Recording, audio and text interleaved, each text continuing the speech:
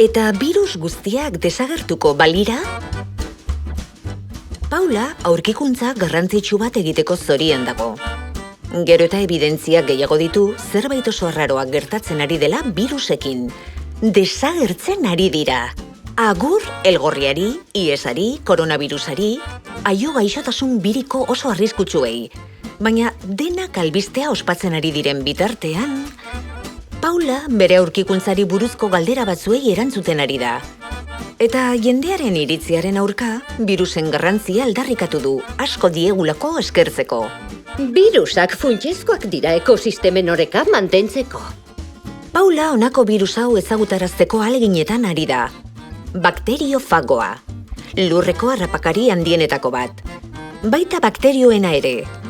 Izan ere, virus txiki hori bakterio asko mendean edukitzeko gai da, haien populazioa kontrolik gabe haztea eragozten duelako.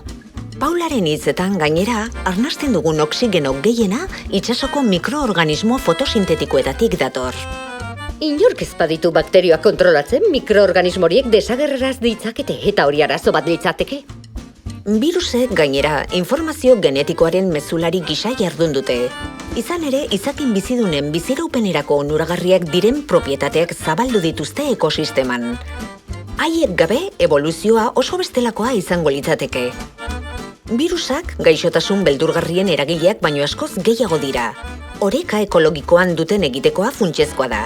Beraz, ikas dezagun virusak errespetatzen.